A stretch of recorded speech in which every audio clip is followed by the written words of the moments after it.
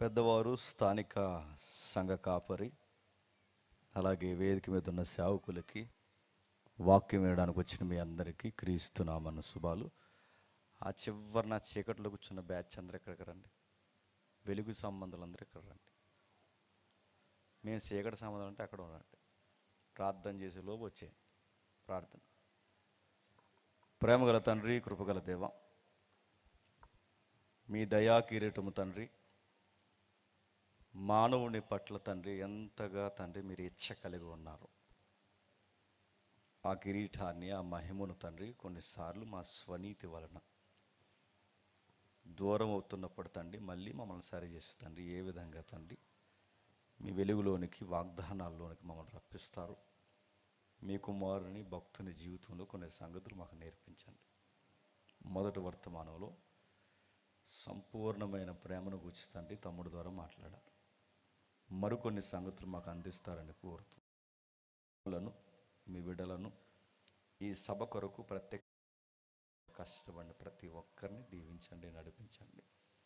కేవలం క్రైస్తవ సభ అంటే వచ్చి వెళ్ళిపోయేది కాదు, కానీ తండ్రి మీ మాటల ద్వారా మాకు మీకు ఉన్న అగాధాలను తండ్రి పూడ్చుకొని తండ్రి మీ నడిపింపును గ్రహించే ధన్యతను మాకు అనుగ్రహిస్తారని కోరుతూ తండ్రి అందరినీ మీ చేతులకు అప్పగిస్తాం. క్రీస్తున్నామని ప్రార్థన సమర్పిస్తున్నాం తండ్రి. కొంచెం తగ్గించండి బ్రదర్. ఇందాక స్టార్టింగ్ ఎలా ఉందో అలా ఉంచండి. తగ్గించండి. మీరేనా? కొంచెం తగ్గించండి, ఇంకా కొంచెం తగ్గించండి. ఓకే. త్వరగా కొన్ని విలువైన సంగతులు విందాం.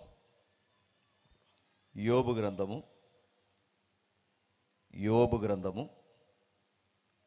38వ అధ్యాయం. యోబు గ్రంథము 38వ అధ్యాయం సుమారు మొదటి 12వ వచనం వరకు చదువుతాం. మొదటి వచనం నుండి 12వ వచనం వరకు తప్పులు లేకుండా చదివేవాళ్ళు ఒక్కరు చదవండి. అప్పుడు యెహోవా సుడిగాలిలో నుండి యోబునకు ఎలాగూ ప్రత్యుత్తరం ఇచ్చెను. జ్ఞానము లేని మాటలు చెప్పి ఆలోచన చెరుపుచున్న వీడెవడు? పౌరుషము తెచ్చుకొని నీ నడుము బిగించుకొను. నేను నీకు ప్రశ్న వేయదును, నీవు దానిని నాకు తెలియజెప్పు. నేను భూమికి పునాది వేసినప్పుడు నువ్వు ఎక్కడ ఉంటివి? నీకు వివేకము కలిగి ఉన్న ఎడల చెప్పుము. నీకు తెలిసిన ఎడల దానికి పరిమాణమును నియమించిన వాడెవడో చెప్పుము. దాని మీద పరిమాణపు కొల వేసిన వాడెవడో చెప్పుము. దాని స్తంభముల పాదులు దేనితో కట్ట చెప్పుము. ఉదయ నక్షత్రములు ఏకముగా కూడి పాడినప్పుడు దేవదూతలందరూ ఆనందించి జయధ్వనులు చేసినప్పుడు వేసిన వాడెవడు? సముద్రము దాని గర్భము నుండి పొర్లు రాగా తలుపుల చేత దాన్ని మూసిన వాడెవడు? నేను మేఘమును దానికి వస్త్రముగాను గాఢాంధకారము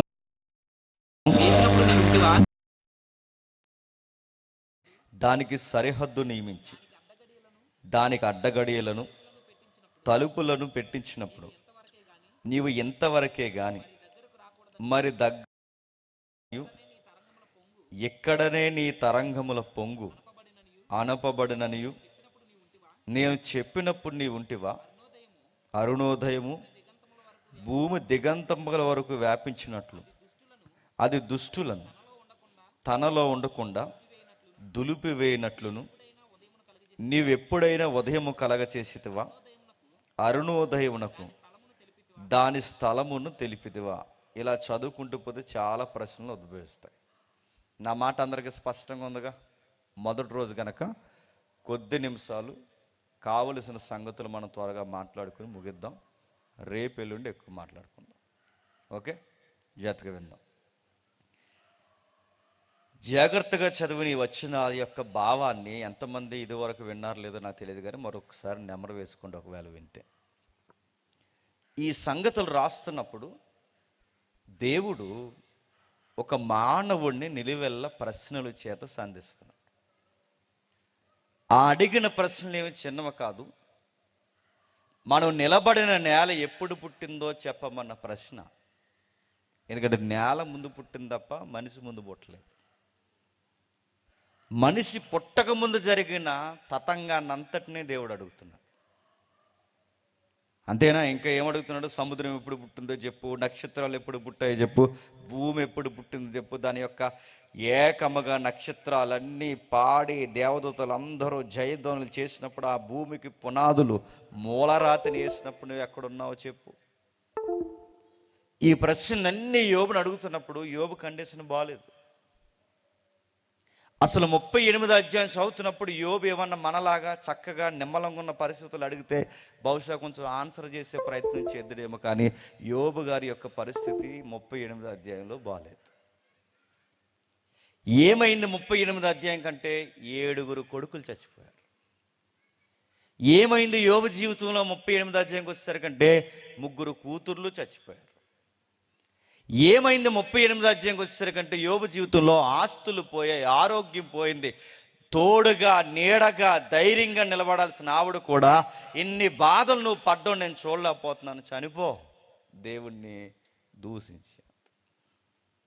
మూల పదాలు వేరేగా ఉన్నా కానీ కాంటెక్స్ట్ అంటే మనం చదువుతున్న ఈ పదాలు కానీ ఈ కూర్పును చదువుతుంటే యోబు గారి జీవితం ఆస్తులు పోయాయి, ఇంకా దాసులు చనిపోయారు, ఇంకా తన కూతుర్లు చనిపోయారు, ఇంకా కొడుకులు చనిపోయారు, ఇంకా తన భార్య దూరంగా నిలబడి మాట్లాడుతుంది. ఇంకా ఏమున్నా ఏం పోయినా ఏమి లేకపోయినా ఆరోగ్యం ఉంటే చాలు, ఆరోగ్యం కూడా పోయింది. అంటే తన జీవితంలో చెప్పుకోదగ్గదేమీ లేదు. అలాంటి టైంలో దేవుడు వచ్చి అడుగుతున్నాడట, భూమి ఎప్పుడు పుట్టిందో చెప్పన్నాడు. మిమ్మల్ని ప్రశ్న అడుగుతున్నాను, చెప్పండి. ఎవడింట్లోనో ఆడికి కావలసిన ప్రముఖులు చనిపోయాడు అలోమని ఏడుస్తున్నప్పుడు ఆడింటికి మనం వెళ్తే ఏమని మాట్లాడాలండి?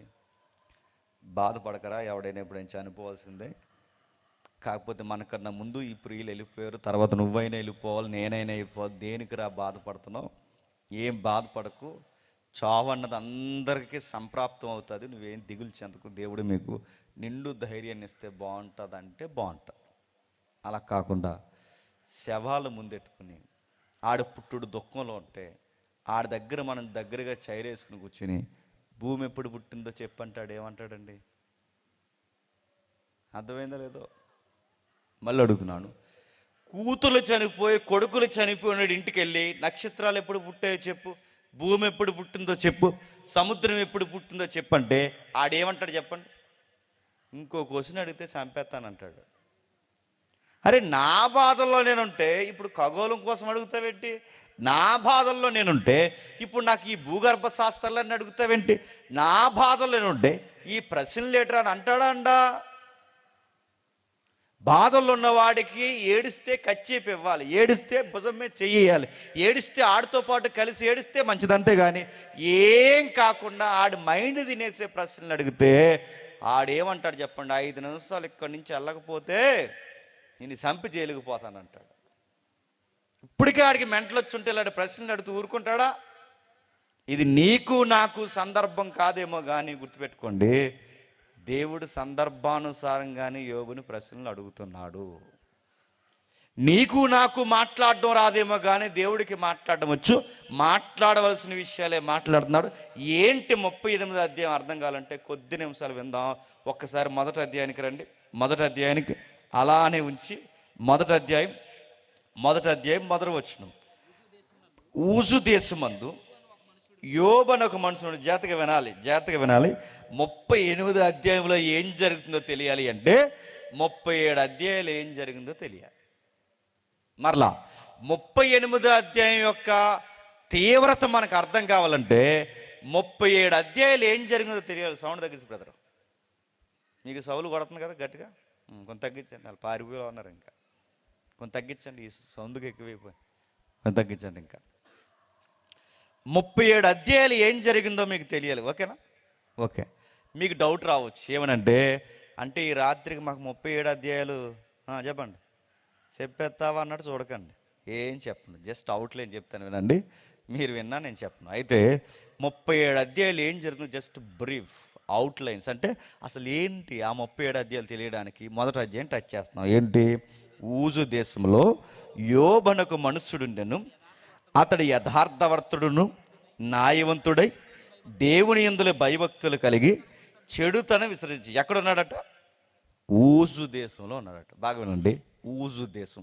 బైబిల్ ఏదన్నా ఒక విషయాన్ని మనకు పరిచయం చేస్తున్నప్పుడు అదిగో అనగనగా అనదు. చెప్పండి, ఆధారాలతో మాట్లాడుతుంది. ఎందుకంటే గాలి గోకర్ణ గల ఈ మధ్య ఎక్కువైపోయి ఏమంటున్నారంటే వీళ్ళ పూర్తిగా వాళ్ళ భక్తిని గడించరు, వీళ్ళ పూర్తిగా వాళ్ళ దేవుని గురించి స్టడీ చేయరు. కానీ ఈ గాలి బ్యాచ్ అంతా బైబిల్ని స్టడీ చేసి అన్నారట, బైబిల్ కట ఆధారాలు లేవంట. ఎందుకు లేవు ఆధారాలు? నీ బొంద, చాలా ఆధారాలు ఉన్నాయి. ఎందుకు?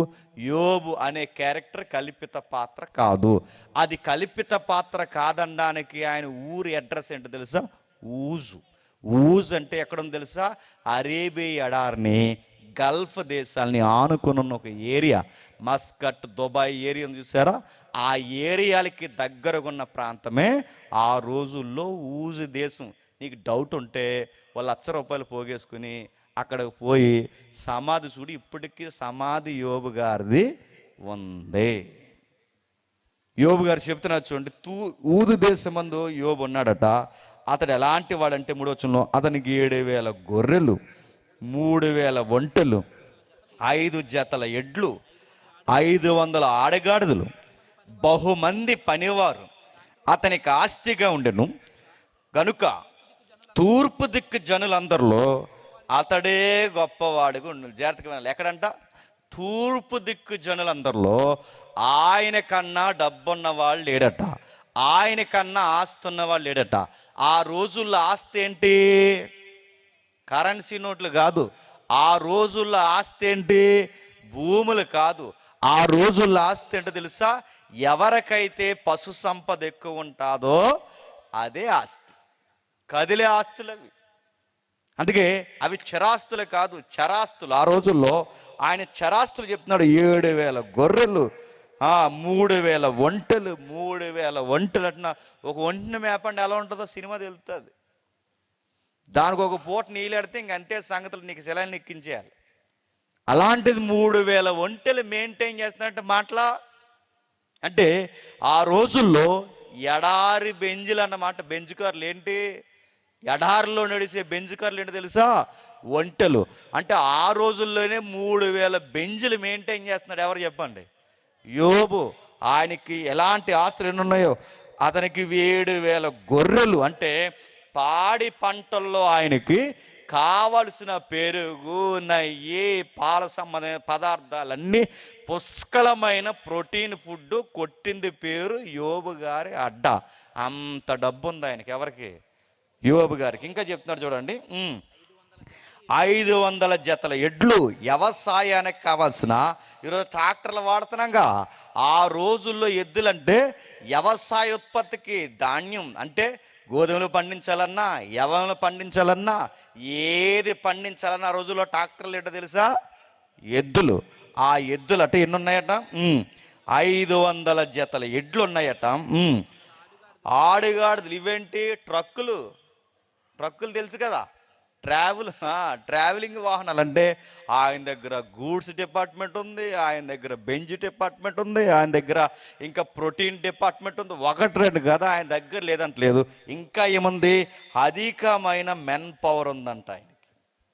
దాసులు, దాసరాండ్లు. అంటే ఆయన దగ్గర ఇది లేదంటలేదు. ఎంత ఉందో ఒక్క మాటలో చెప్పి తేల్చండి అని ఈ రచయితని అడిగితే, ఈ రచయిత ఏమన్నా తెలుసా? తూర్పు దేశాల్లో ఆయన దాటిపోయేవాడు ఎవడు లేడు. ఇప్పుడు ప్రశ్న, తూర్పు దేశాల్లో ఆయన దాటిపోయేవాడు లేడంటే ఏంటి? తూర్పు దేశాలంటే ముఖ్యాంశాలు మరోసారి చెప్పండి. తూర్పు దేశాలంటే ఏంటి? మీ ఊరికి తూర్పెట్టు చెప్పండి. ఎలా అన్నారు కొంతమంది, ఎలా అన్నారు చెప్పండి. తూర్పెట్టు ఏంటి? ఇదా?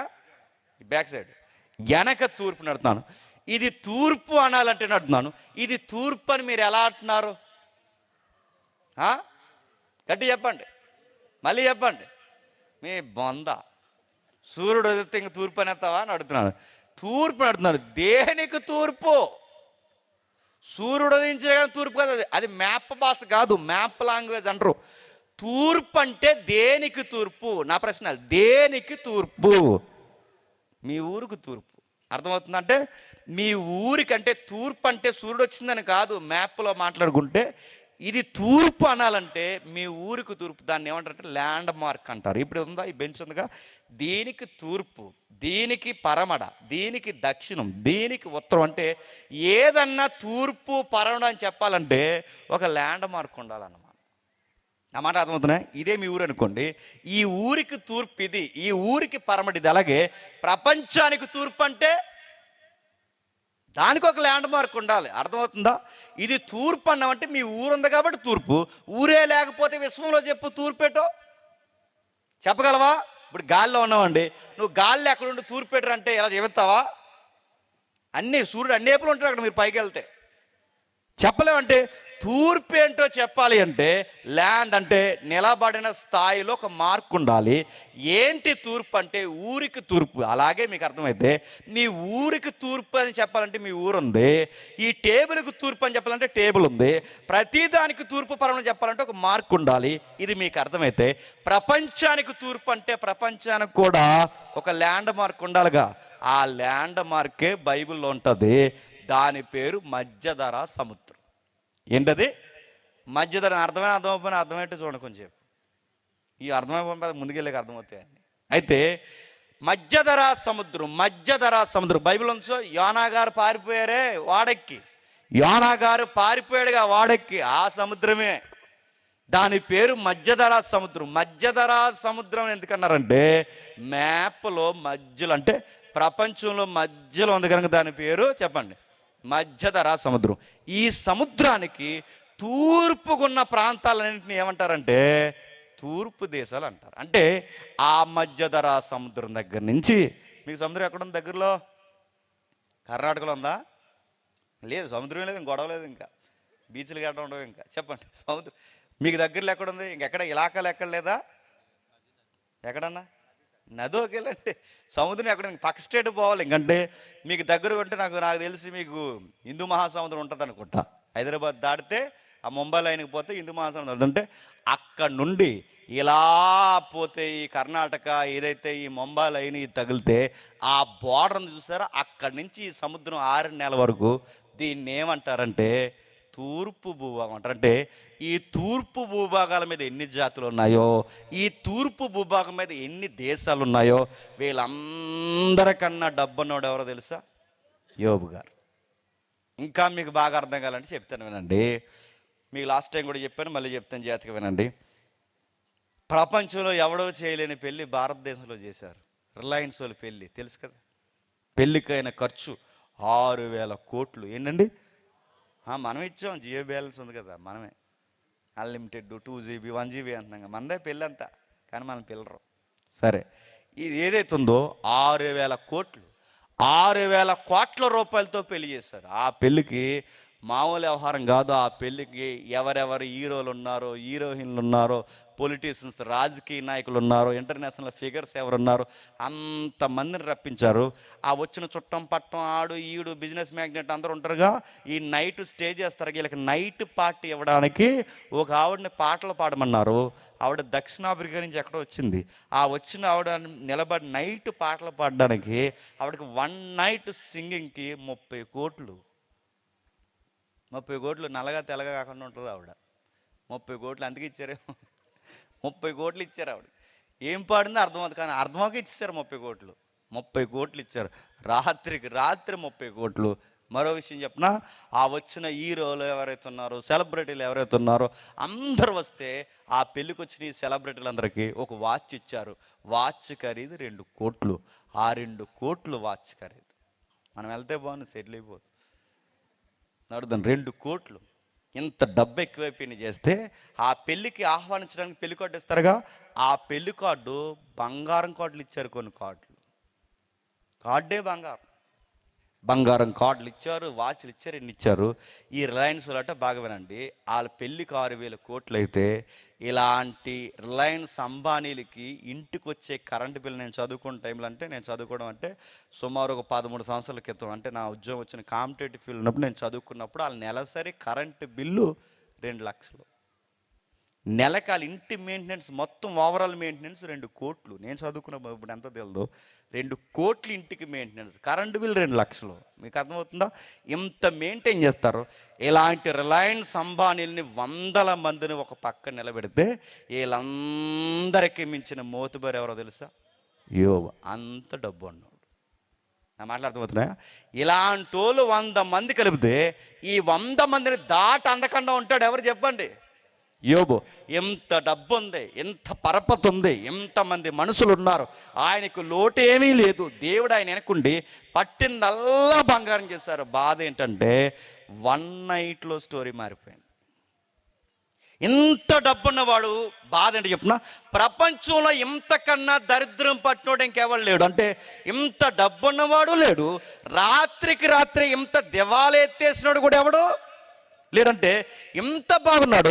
ఒక్క రాత్రిలో ఆయన జీవితం మారిపోయిందంటే మారిపోయింది కాదు, మారిపోయేలాగా 2 శక్తులు డిస్కషన్ చేసిన ఈయన కోసం. ఏమని ఒకసారి చూద్దాం.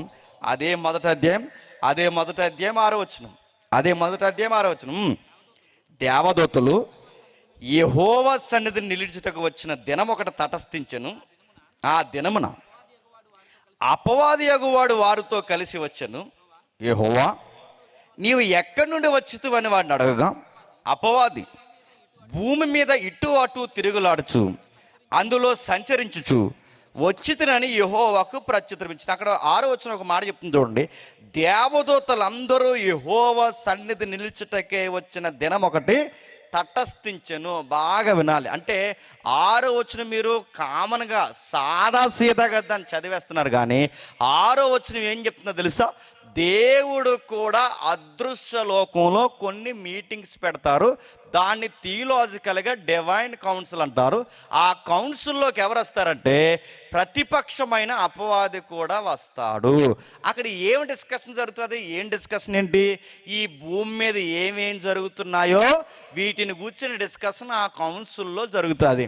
అంటే 2029 ఎవరు సీఎం అవ్వాలో పార్లమెంట్లో కాదు, ముందు నిర్ణయించే చెప్పండి. మాట్లాడుతున్నా? ఎవరు సీఎం అవ్వాలో, ఎవరు పిఎం అవ్వాలో, ఎవడ మొట్టికలు వేయాలో, ఎవడ దీవెనకరంగా ఉండాలో ముందే నిర్ణయం ఎక్కడ జరుగుతుందో తెలుసా?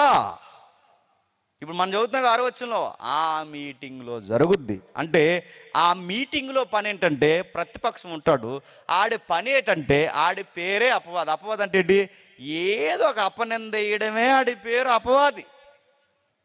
ఆడెలాగా, ఆడలాగా, ఈమె ఎలాగా, వీళ్ళ ఇంట్లో ఎలాగా ఉంటుందండి. ఈ డ్యూటీయే ఇది. ఈడు ఏం చేస్తాడంటే భూమి మీదకి వచ్చి, నువ్వు ఎక్కడి నుండి వచ్చితివని నన్ను అడుగుగా, భూమి మీద ఇటు అటు తిరుగులాడచ్చు. ఏంటట? ఇటు అటు తిరుగులాడచ్చు. ప్రశ్న జాగ్రత్తగా వినండి. సాతానుగాడి పని ఏంటండి? ఇటు అటు తిరుగులాడచ్చు. జాగ్రత్తగా వినండి. మీ అబ్బాయిలు అమ్మాయిలు ఎక్కడ ఉన్నారు లేదు నాకు తెలియదు, కానీ ఖాళీగా ఎవడైనా చదువు, సంధ్య, బాధ్యత, పెద్దలు, గౌరవం, సహవాసం ఇలాంటి మీటింగ్లను లేకుండా మీ పిల్లలు ఎవరైనా ఈదుల్లో అటు ఇటు తిరుగుతున్నారంటే ఆడెవడ తాలీకో తెలుసా? ముఖ్యాంశాలు మరోసారి చెప్పండి. ఆడి తాలీకే.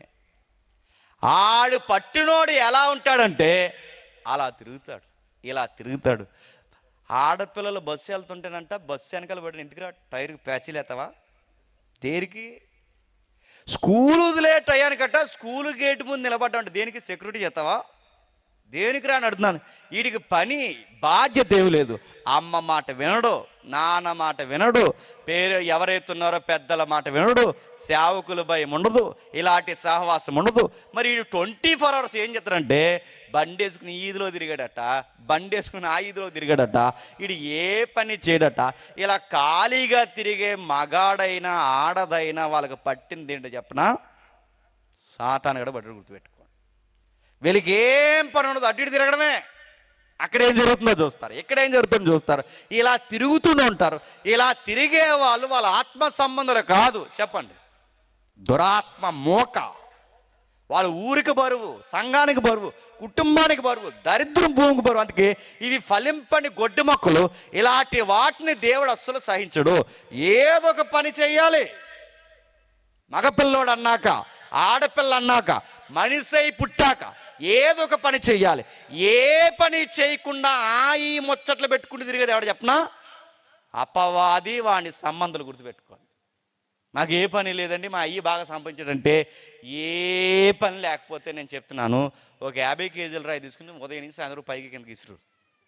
ఏదో ఒక పని చేయి, ఖాళీ ఉండాలి. ఎందుకంటే మైండ్ ఎంటీగా ఉంటే, బైబిల్ ఏమని తెలుసా, ఎంటీగా మైండ్ ఉంటేనట అది డెవిల్స్ ఫ్యాక్టరీ అవుద్దట. గుర్తుపెట్టుకోండి. ఏదో కోరిక పెట్టుకో, ఖాళీగా ఉండడానికి వీల్లేదు. ఖాళీగా ఉంటే ఒంటికి మంచిది కాదు, ఖాళీగా ఉంటే మైండ్కి మంచిది కాదు, ఖాళీగా ఉంటే డివోషనల్ లైఫ్కి కూడా మంచిది చెప్పండి కాదు. ఏదో ఒకటి చెయ్యాలి. ఖాళీగా ఉన్నవాడు టైంపాస్కి ఏం చేస్తాడు? అటు ఇటు చెప్పండి తిరుగుతాడు. వీడికి ఏమన్నా దైవికమైన సేవ ఉందండి అపవాదిగాడికి? ఏ కుటుంబాన్నన్నా బాగు చేస్తాడు వీడు? దేన్నన్నా బాగుపరిచి వీడికి ఏమీ లేదు. ముచ్చట్లు తిరుగుతాడట, ముచ్చట్లు ఎడుతూ ఆ భూమి మీద ఇటు అటు తిరుగులాడచ్చు, అందులో సంచరించుతూ వచ్చాడట. అందుకు యెహోవా, నీవు నా సేవకుడైన యోబు సంగతి ఆలోచించుతావా? అతడు యథార్థవర్తనుడు, న్యాయవంతుడై దేవుని యందలి భయభక్తులు కలిగి చెడుతనం విసర్జించిన వాడు, భూమి మీద అతని వంటి వాడు ఎవడు లేడు. దేవుడు ఎలా అంటాడు చెప్పండి? అటు ఇటు భూమి మీద తిరిగి వస్తుందంటే ఓకే, అటు ఇటు తిరుగుతున్నా బాగుంది. కానీ దేవుడు ఎలా అంటాడంటే, ఆ పోయే వంకరోడిని పిలిచి గోకి మరీ చెప్పాడట. ఏమని? మా ఓడున్నాడు ఒకసారి చూడు అన్నాడట. మా దేవుడు ఎలా అంటాడు చెప్పనా? కావాలని కొన్నిసార్లు దయ్యానికి అప్పగిస్తాడు, కావాలని కొన్నిసార్లు శ్రమలకు అప్పగిస్తాడు, కావాలని కొన్నిసార్లు బాధల్లో నిలబెడతాడు, కావాలని కొన్నిసార్లు నిన్ను ఒంటరిని చేస్తాడు, కావాలని నిన్ను ఉన్నతమైన స్థితిని ఒకసారి పేదరికంలో పెడతాడు. ఎందుకు పెడతా ప్రభు అంటే ఆయనకు పర్పస్, ఇంకా చెప్పాలంటే ఆయనకు ఒక చిత్తం ఉంటుంది. అది అనుకునేది జరిగేంత వరకు ఆ మనిషిని కొన్ని మార్గాల గుండా, గొరుకైన పరిస్థితుల గుండా, పొసగని, నచ్చని, ఇమడలేని, జీర్ణించుకోలేని కొన్ని పరిస్థితుల గుండా దేవుడు భక్తులను నడిపిస్తాడు. యోబు నడిపించాడట. యోబు సంగతి చూసావంటే ఈడు అన్నాడు, వంకరోడు ఏమంటున్నాడు చూడండి అని అడగగా అపవాది, యోబు ఓరకయే నీ యందు భయభక్తులు గలవాడాయన, నీవు అతనికిని అతని ఇంటి వారికిని అతని కలిగిన సమస్తమునకు చుట్టూ కంచి వేసేది కదా. నీవు అతని చేతి పని దీవించుట చేత అతని ఆస్తి దేశములో బహుగా విస్తరించున్నది. వాడెంత ఎలాంటి మాట్లాడు చూడండి. భక్తులు, విశ్వాసులు నిన్నెప్పుడు నమ్ముతారో తెలుసా? వాళ్ళకి కలిసి వచ్చేలాగా దీవిస్తున్నావు కాబట్టి నమ్ముతారు. అదే నువ్వేమి ఇవ్వడం మానే జనాలు ఎలాంటోళ్ళంటే, ఇక్కడ 3 వారాల పని అవుతుందంటే వెళ్తారు. 3 కాదు, అక్కడ 7 వారాల పని అవుతుందంటే చెప్పండి అక్కడికి పోతారు. 7 కాదు, 7 14 అంటే ఇంకా దెబ్బగా పని అయిపోద్దంటే అక్కడికి వెళ్తారంటే, జనాలు ఎక్కడ పని అయితే చెప్పండి అక్కడికి పోతారు. 3 అంటే 3 పోతారు, 7 అంటే 7 పోతారు, 14 అంటే 14 పోతారు. ఇంకా అది ఇది కాదురా అబ్బాయి, ఇంకా మనకి దేవుడి వల్ల 14 వారాలైనా పని అవట్లేదు, రా అక్కడ పోయి దూడనో మేకనో బలేద్దామంటే చెప్పండి దేవుడినే వదిలిపోతారా? పోరా? ఉంటారు బ్యాచ్, నాకు తెలుసు. ఉంటారా? ఉండరా? ఉన్నారు? లేరు? ఈ దేవుడు కాదు, ఆ దేవుడు అంటే పోరంటే ఈ మనిషికి ఎలాంటోడంటే వీడికి పని అవ్వాలి, వీడికి పంట పండుతుందంటే ఈ దేవుడిని వదిలేసి ఆ దేవుడిని నమ్ముతాడు. నీకు ఆర్థికంగా కలుస్తుందంటే ఇదిగో ఇక్కడ కాదు, ఇక్కడ కుక్కనో మేకనో కొయ్యరంటే కోస్తాడా కొయ్యడా? జనాలు ఎలాంటోళ్ళంటే అవసరమైతే చర్చి మారుస్తారు, అవసరమైతే దైవికమైన దేవాలయాన్ని మారుస్తారు, అవసరమైతే దేవుణ్ణే. ఈ ట్రిక్ నీకు నాకు తెలుసు అన్న సంగతి దయ్యంగడికి బాగా తెలిసే ఈ భక్తులు ఎలాటో అని చెప్తున్నాను. అన్నీ దీవించే కాబట్టి నిన్ను పట్టుకుని ఏడుస్తున్నాడు. పట్టిందల్లా బంగారం చేస్తావు. యోబుకు వ్యవసాయం దీవించావు, గొడ్డు దీవించావు, కొడుకుల్ని దీవించావు, కూతుర్ని దీవించావు, ఆరోగ్యం ఇచ్చావు, అన్నీ ఇచ్చావు. నిన్ను నమ్మకపోతే ఎవరు నమ్ముతాడు? అవన్నీ తీసే చర్చికి వస్తే ఒట్టు అన్నాడు అంటాడు. నేను మళ్ళీ అడుగుతున్నాను, మొన్న ఒకడు వచ్చాడండి, లైవ్ వెళ్ళట్లేదు కదా, వెళ్తే ఇంకా దరిద్రం నాకు అరమానట్టు ఉంటుంది. మొన్న వచ్చి పొద్దున్న అస్తమాన ఫోన్ చేస్తాడు నాకు. చేసినప్పుడు నాకు తెక్కలేసిపోయి నువ్వు ఎక్కడుంటావు నాది వెళ్ళదు కానీ రాజమండ్రి రా అన్నాను. వచ్చాడు. వచ్చిన తర్వాత అన్ని అన్నీ ఏదో చెప్తాడండి. ఏమైందంటే, నేను దేవుడిని నమ్ముకున్నానన్నా, నమ్ముకున్న కానించి మా ఆవిడకి నాకు గొడవలు అయిపోతున్నాయన్న. అయిపోయిన తర్వాత మరి ఏం చేస్తారో, ఎవరికన్నా సంసారం అన్న గొడవలు ఉంటాయి. మా ఆవిడతో కూడా గొడవలు అవుతాయి. గొడవ అవ్వకపోతే సంసారం కదా అవుతాయి. అలా తూర్పుకి పరమడం చూస్తారు, మా అన్నీ చూసున్నట్టు పోవడమే అని నేను చెప్తున్నాను. అంతా కాదు, కానీ ఆవిడ నన్ను ఏదో హామ్ చేస్తుంది. అదే నాకేదో ఏంటది, ఏదో ఒక కీడు తలపెట్టబోతుంది, నన్ను ఏదో చేయబోతుంది, ఎవరితోనో మాట్లాడుతున్నాను నాకుందంటే, ఓ పని చేయి తమ్ముడు, నువ్వేం చేస్తావు అంటే, నువ్వేం చదివంటే ఎంటెక్ చదివా, ఏదో చదివాడు, మొత్తం మంచి డిగ్రీ చదివా అన్నాడు. ఆ డిగ్రీ చదివినప్పుడు మరి నీ డ్రెస్ కోడ్ ఏంట్రా ఇలా ఉన్నావు, ఇప్పుడు ఏం చేస్తున్నావు, సెక్యూరిటీ డ్రెస్ వేసుకుని నువ్వు రాజమండ్రి ఆ ఊరి నుంచి ఊరికి వచ్చి ఇలాగుంటే ఇప్పుడు ఎవరితో మాట్లాడుతుంది నీకు అనుమానం అంటే, అతనికి ఒక 50 సంవత్సరాలు ఉంటాయండి సో అని చెప్పాడు. 50 సంవత్సరాలు ఉన్న వ్యక్తితో మీ ఆవిడ మాట్లాడుతుందంటే ఇలాగుంటే ఎందుకు మాట్లాడదురా అని అడిగాను నేను మంచి బట్టలు వేసుకో అని అడుగుతున్నాను. రూపాయి సంపాదించు, తనకు అందంగా కనబడు కాస్తంత. నువ్వు కుర్రోడివి, నువ్వే ఆవిడకి కనబడకపోతే 50 సంవత్సరాల ముసలోడు తనకు అందం కనబడుతుంటే ప్రాబ్లం ఆవిడదే కాదు, చెప్పండి.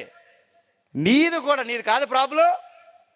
ఎంతసేపు ఇంటిగా ఉంటా చాలామంది టవల్ కట్టుకుని తిరుగుతాడు. టవల్ కట్టుకుని తిరుగుతాడు, ఇంకా టవల్ కట్టుకుని తిరుగుతాడు. టవల్ ఒకటి, మళ్ళీ సర్కస్లో చేసేవాళ్ళు బనీలు ఒకటి. పెళ్ళికి మాత్రం కడతాడు కొత్త లింగి, కొత్త కడుతున్నాడు. పెళ్ళికి మాత్రం కడతాడు కొత్త ప్యాంటు, కొత్త అంటే పెళ్ళికి తప్ప ఇంకెప్పుడు కట్టకపోతే నేను 24 hours చూసేది ఎవరు, ఆవిడ కాదా అంటే ఈ బాధ అంతా ఆవిడ అనుభవించాలా? వేసుకో, మంచి బట్టలు వేసుకో, నీట్గా ఉండు, ఇంటికా 2 పూటల స్నానం చేయి, చెప్పాను ఆడికి సీరియస్గా. నేను సీరియస్గా చెప్తున్నాను. ఆవిడకి కనబడదు. మీ ఇంట్లో నీకు ముఖ్యమైన వ్యక్తి ఉంటారు, ఆడ కనబడకపోతే ఎవరు కనబడతా అంటే ఆడికి ఆ బొరకెక్కలేదు ఈ సంగతులు. తర్వాత అంతా చెప్పాడు. ఇంతకీ ఏం కోరుకో, నేను క్రిస్టియన్లో ఉన్నాను, నేను వెళ్ళిపోతానండి. ఎందుకు పోని, మీ ఆవిడికి నీకు ఏదైతే యేసుప్రభుని ఎందుకు వదిలేస్తావారంటే ఆవిడకి ఏమవుతలేదేటి అని అడుగుతున్నాడు. ఏమవ్వాలంటే ఏదోటి అయిపోవాలిగా. ఈ దేవుడు నమ్మదగిన దేవుడైతే నాతో గంట మాట్లాడి రైల్వే స్టేషన్లో ఆడికి టీ ఇప్పించి, టిఫిన్ ఇప్పించి, అన్నీ ఇప్పించి, నీకు దగ్గర భోజనం చేయడానికి డబ్బులు ఎంత ఉన్నాయంటే 200 ఇచ్చాడు లింగ్ అని. 200 పెట్టుకుని ఉంటే మీ ఆవిడ పోతే ఏం చేద్దామని అడిగాను నేను సీరియస్గా అడిగాను. నీ దగ్గర డబ్బులు లేవు, నీట్నెస్ లేదు, మెయింటెనెన్స్ లేదు, ఏమీ లేదు, నీ తప్పు కాదు ఇది నడుతున్నాను. ఆవిడ తప్పే కాదంటలేదు, నువ్వు ఇన్ని మైనస్ వెనకాల పెట్టుకుని ఇప్పుడు దేవుడు ఆవిడ ఏం చేయాలంటే ఆడినైనా తీసేయాలంటే దేవుడు, చెప్పండి, ఈవిడైనా తీసేయాలంట. ఇలాంటి ప్రార్థన నేను చేయను రా అబ్బాయి అని చెప్పాను. నిన్ను తీసేమని చేస్తాను చెప్పాను కావాలంటే. నడుతున్నాను నేను మీ ఆవిడ చచ్చిపోవాలని నేను దీనికోసం రాజమండ్రి వచ్చావా? దీనికోసం రాజమండ్రి వచ్చాడు. ఆయన చూస్తే జాలేయాలో నవ్వాలో ఎడాలో తెలియక నేను మళ్ళీ చెప్తున్నాను, అలాంటి ప్రార్థన నేను చేయను. నీ దగ్గర 200 ఉంటున్నాడు, ఈ డబ్బులు తీసుకుని 1000 రూపాయలు ఇచ్చుకుని జాతకి వెళ్ళిపో. మళ్ళీ తిరిగిసరికి నువ్వు సెక్యూరిటీ చేస్తే ఎంత ఇస్తారు జీతం? 12,000 ఇస్తా అన్నారు. 12 పై 2,000 నువ్వు ఖర్చు పెట్టినావు. రే దాస్తే సంవత్సరానికి 1,00,000 రూపాయల పైన దాస్తావరా? దాయిరా లక్షాధికారం అవుతావంటే ఆడికి ఏమర్థం అవ్వట్లేదు. వెళ్ళే ముందు మళ్ళీ నాకు సొరకేంటో తెలుసా, నేను క్రైస్తవ్యాన్ని, చెప్పండి. అంటే ఇప్పుడు వీడి కాపురం సక్కబడలేదని, ఇప్పుడు వాళ్ళ ఆవిడికి ఏదో జరగలేదని క్రిస్టియానిటీని ఏం చేస్తాడంట,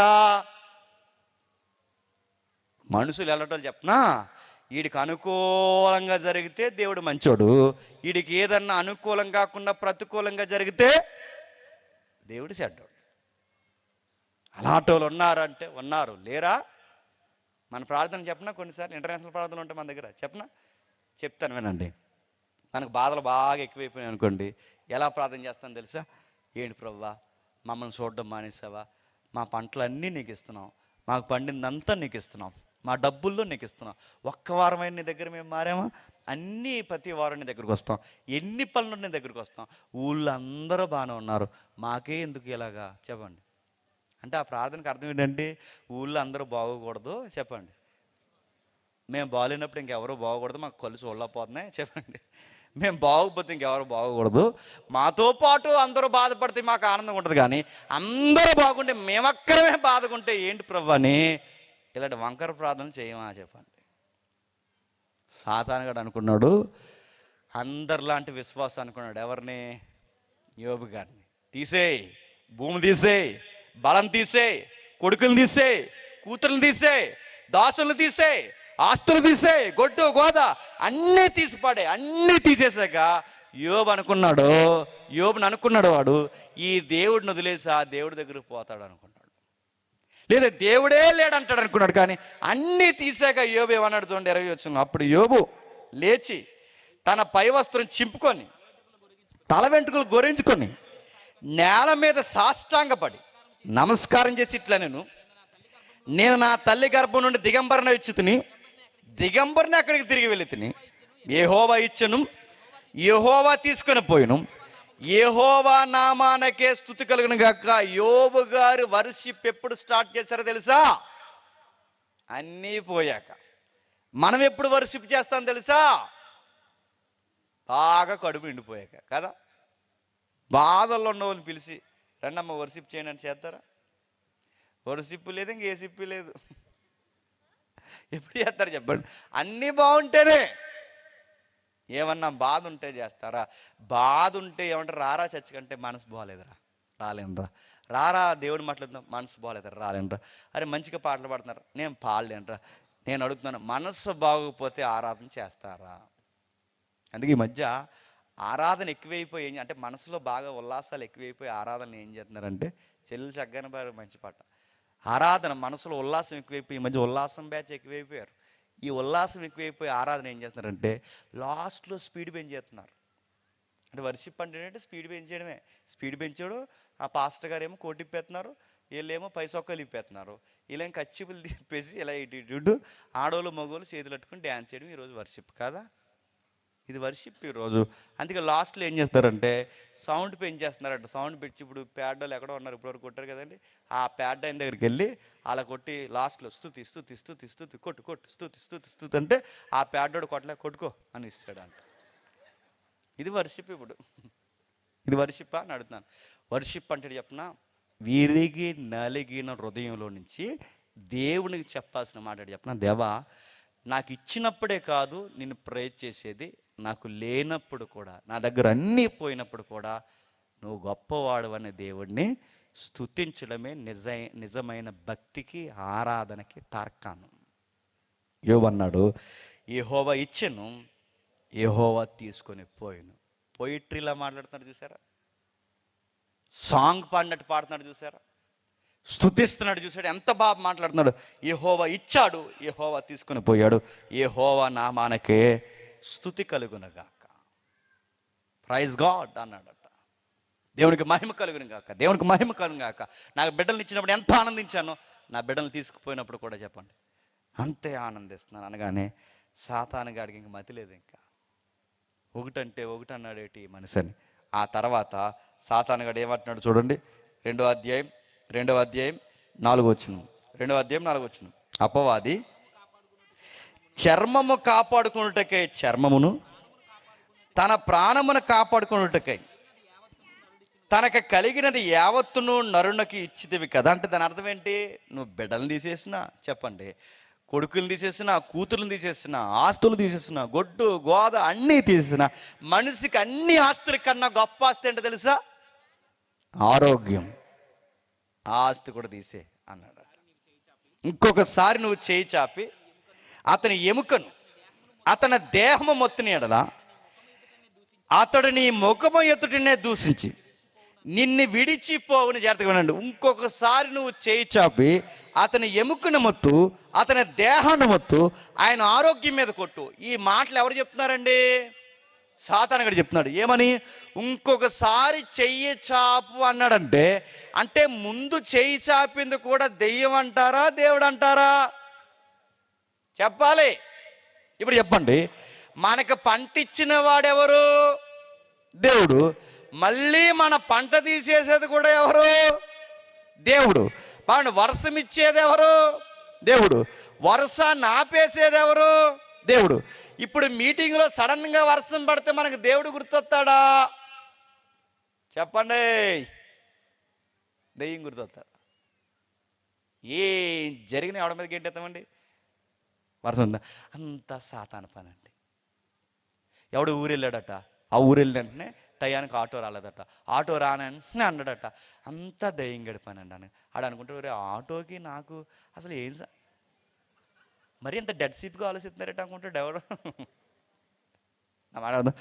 ప్రతి దానికి పిడిగడితే ఆడే, వర్షం పడితే ఆడే, ఆటో రాకపోతే ఆడే, ఏదన్నా జరిగితే ఆడే. వీడు బండి వేసుకుని వెళ్తున్నప్పుడు కుక్కను గుద్దు పడిపోయాడు, కుక్కను గుద్దేసినప్పుడు కూడా చెప్పండి అంతా సాతాను పని. ఆడనుకుంటే నీకు డ్రైవింగ్ లేదని ఒప్పుకో, నా మీద గెంటేసి నా మీద గెంటేసి ఎంత సాధన. కుక్క తప్పు కాదు, నీ తప్పు కాదు, ఎవరి తప్పు?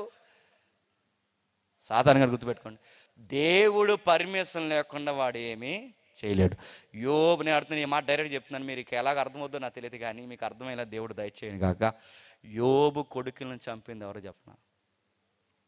డైరెక్ట్గా అయినా ఇండైరెక్ట్గా అయినా కాంటెక్స్ట్ మీకు అర్థమైతే దేవుడే చంపేస్తాడు.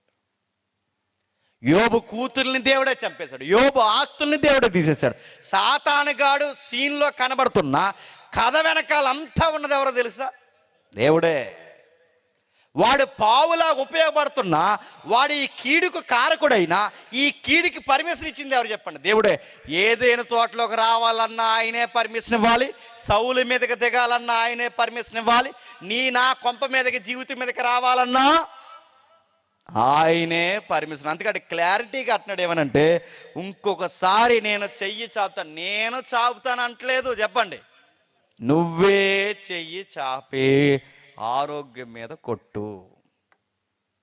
కొట్టాడు దేవుడు. సాధారణంగా అడిగింది జరిగించాడు, చేశాడు. చేసిన వెంటనే ఏమవుతుందో చూడండి. అలా చదువుతూ వస్తే 11వ వచనంలో, తేమానీయుడైన ఎలీఫజు, సుహీయుడైన బిల్దదు, నయమాతీయుడైన జోఫరు అను యోబు ముగ్గురు స్నేహితులు అతనికి సంభవించిన ఆపదలన్నిటిని గూర్చి వినిన వారే అతనితో కలిసి దుఃఖించుటకును అతన్ని వాదార్చుటకును పోవాలని ఆలోచించుకొని తమ తమ స్థలములను విడిచి వచ్చిరి. మీకు అర్థమవుతుందా?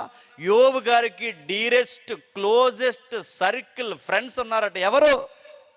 ముగ్గురు స్నేహితులు.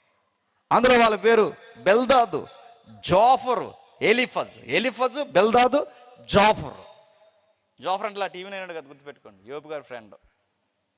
అదే జోఫర్ ఉంటాడు కదా, ఆయన కాదు, ఈ పేరు ఆయన పెట్టుకున్నాడు, కొంచెం సౌండ్ మార్చి. అయితే వీళ్ళ ఇది ఏదైతే ఉందో వీళ్ళ ఫ్రెండ్స్. యోబు గారికి చాలా స్నేహితులు అట. స్నేహితులు వచ్చారు, మంచి స్నేహితులే వచ్చారు, దుఃఖించారట, వాదార్చాలని చూసారట.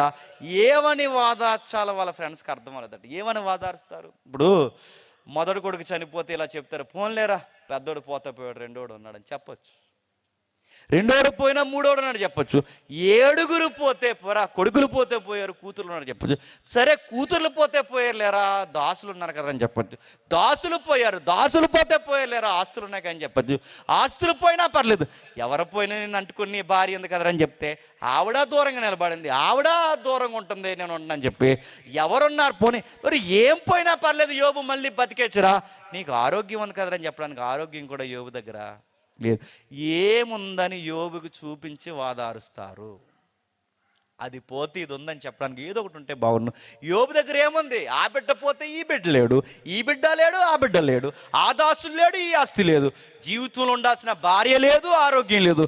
ఏమని వాదారుస్తారు? అందుకే వారు వచ్చి దూరం నిలబడి కన్నులెత్తి చూసినప్పుడు అతన్ని పోల్చలేక తమ వస్త్రములు చింపుకొని ఆకాశంతో తలల మీద ధూళి చల్లుకొని ఎలిగెత్తి ఏడ్చారు. ఏం చేశారట? ఎలిగెత్తి ఏడ్చారు. అతని బాధ అత్యధికంగా ఉండని గ్రహించి ఎవరును అతనితో ఒక్క మాటను పలుకక రేయింబగళ్ళు 7 దినములు అతనితో కూడా నేల మీద కూర్చుని ఉండ్రి. ఇప్పుడు చెప్పండి, ఇక్కడ వరకు మంచి ఫ్రెండ్సా కాదా? బాగా వినండి. ఫ్రెండ్స్ బాధల్లో ఉంటే మంచి వాదార్పు ఏంటో తెలుసా? ఐశ్వర్యంగా ఉండడం కాదు. ఫ్రెండ్స్ బాధల్లో ఉంటే మంచి వాదార్పు ఏంటి చెప్పిన ఇక్కడ చెప్తున్నాడు చూడండి దేవుడు ఈ చరిత్ర ద్వారా. మంచి వాదార్పు ఏంటంటే, ఏడ్చేవారు ఎవరైనా నీ బంధువులు కానీ స్నేహితులు కానీ ఉంటే వాళ్ళకి ఇచ్చే వాదార్పు ఏదైనా ఉందంటే వాళ్ళతో పాటు కొంచెంసేపు కలిసి ఆడడమే, అదే వాదార్పు. వాళ్ళు చాలా ఆనందంగా ఫీల్ అవుతారు, నా బాధను పంచుకుంటున్నారని. కానీ మనం ఏం చేస్తాం? పెదరాయిల్లో గల చేతులు పెట్టుకుని చెప్పండి, జరిగింది లేరా, ఇంకా జరగకపోతే ఏం చేస్తాడు అనుకుంటాడు, వీడు బాగానే ఉన్నాడు, చెప్పండి నాకే అన్నీ ఇలా అనుకోడా అంటున్నాడు. ఆ టైంలో ఆడి కన్నీరు గారిస్తే మీరు కూడా కాస్త కన్నీరు గార్చండి, కొంతసేపు వాడితో బాధపడండి, వాడు భుజాల మీద చేయలేసి మాట్లాడండి. ఏం కాదురా, అరే నీ ఏడుపునే ఉన్నా, నీ నవ్వుకునే ఉన్నా అని చెప్పండి. అది చెప్పం.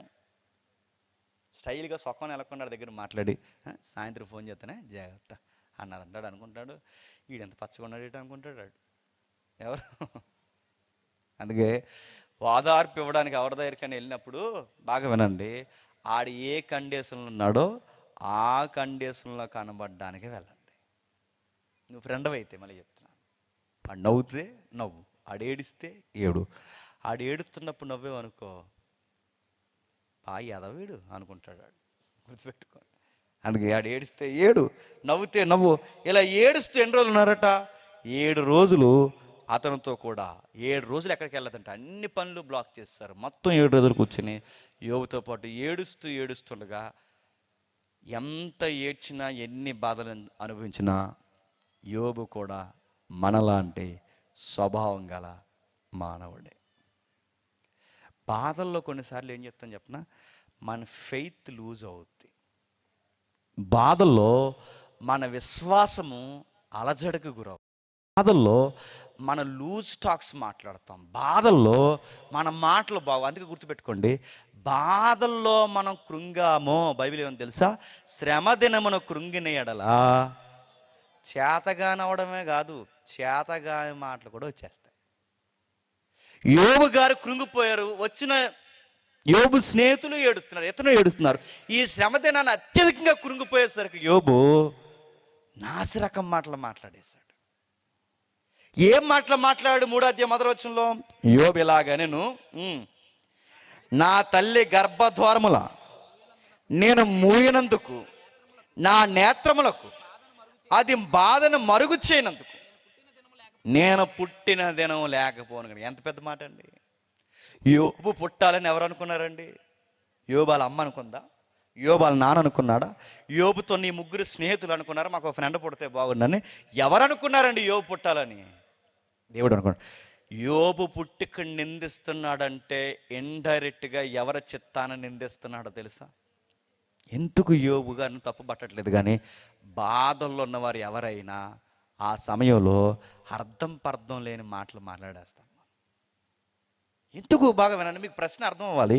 ఎందుకు పచ్చగున్న యోబుని తీసుకెళ్ళి సాతాను చేతుల్లో పెట్టాడు దేవుడు అంటే, యోబులో ఈ పేజ్ ఒకటి ఉందన్న సంగతి భవిష్యత్తు ఎరిగిన దేవుడు యోబు జీవితంలో ముందే చూశాడు. అది కూడా సరిచేయాలనుకున్నాడు దేవుడు. అందుకే యోబు జీవితంలోనికి ఎప్పుడైతే ఈ బాధ వచ్చిందో, నేను పుట్టిన దినం లేకపోవను గాక, మగపిల్ల పుట్టినని ఒకడు చెప్పిన రాత్రి, బాగా వినండి, దినము ఉండకూడదు, చెప్పండి, రాత్రి ఉండకూడదు. అంటే నాకు బర్త్డే కానీ డే అండ్ నైట్ కానీ ఏది నా లైఫ్లో ఉండకూడదు. ఆ దినమున అంధకారము కలుగును గాక, పైనుండి దేవుడు దాన్ని ఎంచకుండును గాక, ఎలుగు దాని మీద ప్రకాశింపకుండును గాక, చీకటి గాఢాంధకారము మరలా దాన్ని కమ్మి దాని ఎద్దకు తీసుకును గాక, మేఘము దాన్ని కమ్మును గాక, పగల కమ్మినట్టు అంధకారం దాన్ని బెదిరించును గాక, అంధకారం ఆ రాత్రి పట్టుకుని గాక. దేన్ని? ఆ పసిబిడ్డని, దేన్ని? ఆ పిండాన్ని, దేన్ని? ఆ అండాన్ని, దేన్ని? ఆ మాయని. యోబనే నేను పిండంగా రాలిపోతే బాగుండు, యోబనే నేను పుట్టిన రోజే చచ్చిపోతే బాగుండు, యోబనే ఆ శిశువు ఎవరైతే ఉన్నారో ఆ బిడ్డని అంధకారం కమ్మేస్తే బాగున్ను, ఎలుగు లేకపోతే బాగున్ను, చీకటి లాగేసుకుంటే బాగున్ను, పగలు చూడకపోతే బాగున్ను. 6వ వచనంలో అంధకారం ఆ రాత్రి పట్టుకుంటే బాగున్ను, సంవత్సరాలలో ఒకదానినది హర్షింపకుండా ఉంటే బాగున్ను, మాంసముల సంఖ్య అది అంటే సంవత్సరాలు ఉండకూడదు, నెలలు ఉండకూడదు, రోజులు ఉండకూడదు. ఆ రాత్రి ఎవడను జననం కాకుండా ఉంటే బాగున్ను, దానిలో నేను పుట్టానని ఏ ఉత్సాహధ్వని జరపకుండా పుట్టకుండా ఉంటే బాగున్ను.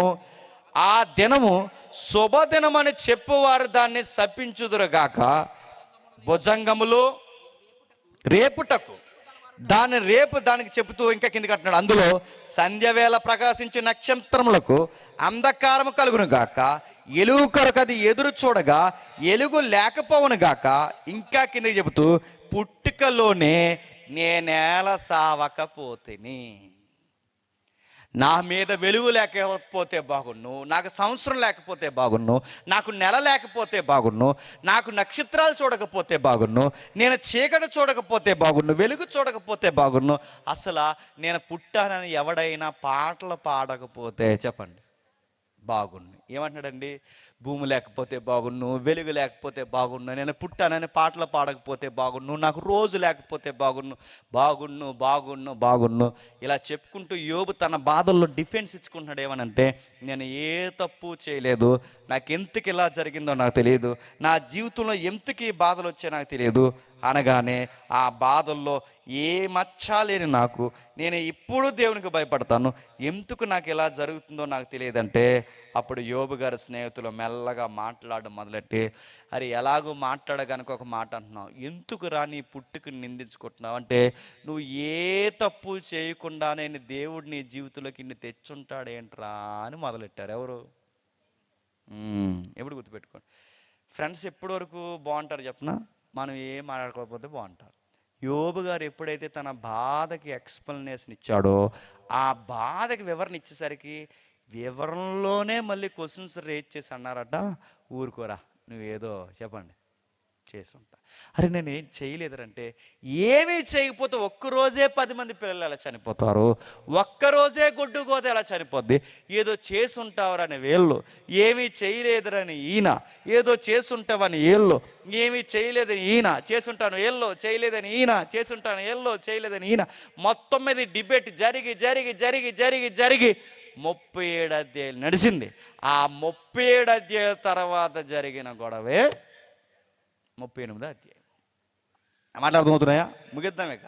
37 అధ్యాయాలు నేను ఏమీ చేయలేదని యోబు, ఏదో చేసావని వీళ్ళు, చేయలేదని ఈయన, చేసావని వీళ్ళు, చేయలేదని ఈయన, చేయలేదని ఈయన, చేసావని వీళ్ళు, ఆ టైంలో వీళ్ళతో వాదించలేక వాదించలేక వాదించలేక వాదించలేక బూడిదలో కూర్చుని బూడిద మీద జలుకుని బట్టలు చింపుకొని శిలాపెంకుల చేత తన దేహాన్ని గోక్కుంటూ ఉంటే, అలాంటి వాదోపవాదాల మధ్య యోబుకి కావాల్సింది ఏంటో తెలుసా? యోబు, నువ్వు ఏ తప్పు చేయలేదు, లేచి నిలబడంటే బాగుండు దేవుడు వచ్చి, కానీ వాదార్పు ఇవ్వాల్సిన దేవుడు వచ్చి అన్నాడట, భూమి ఎప్పుడు పుట్టిందో చెప్పు అన్నాడు.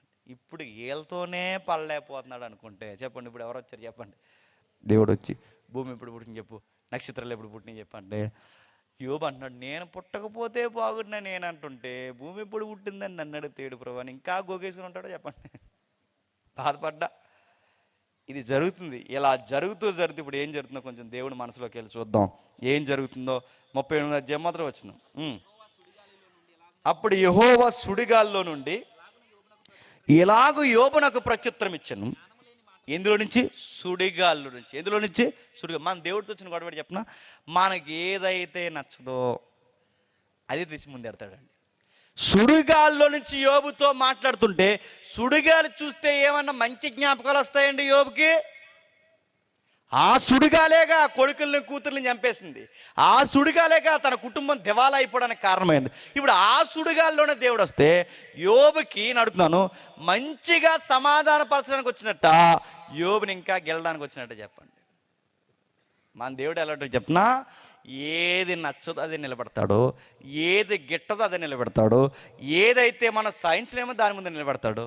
ఆ టైంలో దేవుడు అంటాడు, లేచి చెప్పండి పౌరుషం తెచ్చుకో, ఇది చూస్తే కృంగిపోతాను, అది చూస్తే కృంగిపోతాను, ఏ కృంగకు. దేవుడు మైండ్ సెట్ ఏంటి చెప్పనా, నిన్ను ఏదైతే బాధ పెడుతుందో దాని ముందే నిలబడతాను, లేచి పౌరుషం తెచ్చుకుని ఆ వచ్చే దానికి నువ్వు చెప్పాల్సిన సమాధానం ఏంటి చెప్పనా, రా నువ్వు ఏం చేస్తావో చెప్పు, నేను చూస్తానంటే నిలబడాలి. నువ్వు శ్రమవా రా, నువ్వు రోగానివా రా, నువ్వు వ్యతిరేకత రా, నువ్వు నిందవా రా, నువ్వు జబ్బువా రా, నువ్వు ఎవరినైనా ఒంటరిగా చేసిన ఏదన్నా రా, నువ్వు కరువైనా ఖడ్గమైన ఇబ్బంది అయినా రా అని దానికి ఎదురు నిలబడాలి. మనం ఏం చేస్తాం? జ్వరం వస్తే 2 మాసం చేయకపోయినాయండి, టెన్షన్ వచ్చి మనకి జ్వరానికే. యోబు అంటున్నాడు, లేచి పరిశీలించుకో, ఏ సుడిగాలి అయితే నీ కొడుకుల్ని కూతుర్ని చంపిందో ఆ సుడిగాలి మళ్ళీ నీకు ఎదురుకొచ్చి నిలబడినా నువ్వు లేచి నిలబడాలి. డాక్టర్ గారు అన్నారంట, ఒకడు వచ్చావా ఎవరినైనా తీసుకొచ్చావని, అంతే జ్వరం వచ్చింది తిరిగి. అదే అలా అడిగారు డాక్టర్ గారు, ఒకడు వచ్చి ఎవరినంటే నాకు ఏదో పెద్ద జబ్బు ఉండి ఉంటుంది, లేకపోతే ఎందుకు అలా అడుగుతారని. ఇంక ఇటు రాహేస్తారండి మొత్తం స్క్రిప్ట్ అంతా. అలా కాదు, అలా ఎందుకు అడుగురు సార్ అడగరా అన్నారంట. అదే నాకు చెప్పారు, నేను తోడని అన్నారా కానీ మళ్ళీ జ్వరం వచ్చేది వీడికి. నేను అడుగుతున్నా, ఓ డాక్టర్ గారు ఇలా పైనుంచి కింద ఇంకా పైకి చూడకుండా ఇంకా రాసేస్తానండి ఇలా సీరియస్గా, ఇంకా మెడికల్ సీట్ ఇలా రాసి మొత్తం ఇంత 4 రోజులు ఇక్కడ గదిలో ఉండాలి, అది రాసేస్తుంటే అలా రాసేస్తుంటే టెన్షన్ వస్తుంది వీడికి. ఎవరికి? మన భక్తి అలాంటి చెప్పిన, జ్వరం వస్తే భయం, ఎవరన్నా ఏదన్నా అంటే భయం, ఎవరన్నా మన కోసం నలుగురు దేనికి భయం? నిలబెట్టింది ఆయన, రప్పించింది ఆయన, బిడ్డలనిచ్చింది ఆయన, సంసారం ఇచ్చింది ఆయన, పోషించింది ఆయన, పుట్టించింది ఆయన. ఇంత గలిబిలి జరిగితే నువ్వు కృంగావో ఈ సమాజం నిన్ను ఇంకా ఆడుకుంటాది. పౌరుషం రానే ఈ 3 కాబట్టి ఇంకో 30 మంది అవుతారు, వాగనే ఈ 30 మంది కాదు 300 అన్నే, ఎవడేమని అన్నే, చావే వచ్చి మరణం రూపంలో మనకి ఎక్కిరించినే. నువ్వు హాస్పిటల్కి పోయినప్పుడు నిన్ను ఐసీయూలో పెట్టిన డాక్టర్ గారు నిన్ను చూసి మతిపోవాలి. డాక్టర్ గారికి మీరు అందరు పేషెంట్లు కునిగిపోయారు, నువ్వేటని ధైర్యంగా ఉన్నావంటే నువ్వు చెప్పాలి, సార్ బతుకుతూ ఉంటాను చెప్పండి, లేకపోతే పోతే ఎంత ధైర్యంగా ఉన్నావు అనగానే అప్పుడు వాడికి అర్థం అవ్వాలి డాక్టర్కి ఏమంటే, నా దేవుడే నాకు ధైర్యం సార్ అని. ఐసీయూ చూస్తేనే కంగారు వచ్చేది నీకు. మా సెమినార్ లైవ్ వెళ్ళట్లేదు కదండి, ఓన్లీ రికార్డ్. మా సెమినార్కి ఒక సిస్టర్ వచ్చింది, కొంచెం మాకు మెడికల్ డిపార్ట్మెంట్లో కొంచెం ఇలా నోస్ ఇలా పక్కంటే ఈ మూతి కొంచెం ఇలా పక్కకి వెళ్తుందని మా వాళ్ళు చెక్ చేస్తే అర్జెంటుగా కాకినాడ హాస్పిటల్ తీసుకెళ్ళాం. నైట్ తీసుకెళ్ళి కొంచెం మళ్ళీ ప్రాబ్లం అయితే మళ్ళీ చిన్న వయసులో ఉంది ఇంకా ఇబ్బంది అవుద్దని చెప్పి, ఎందుకంటే నిద్ర లేకపోయినా ఒత్తిడి ఎక్కువైపోయినా సరైన తిండి తినకపోయినా కండరాలు కొన్నిసార్లు అటు ఇటు లాగుతాయి, మేము ఇబ్బందిగా అవుద్దేమని తీసుకెళ్తే అక్కడ పర్లేదు బాగానే ఉందని చెప్పడానికి ముందు ఆ లోపలికి పంపిస్తారు కదా, దాని పేరు ఏం పేరు, ఎంఆర్ఐ స్కాన్ తీయడానికి. ఆ లోపల వెళ్ళదే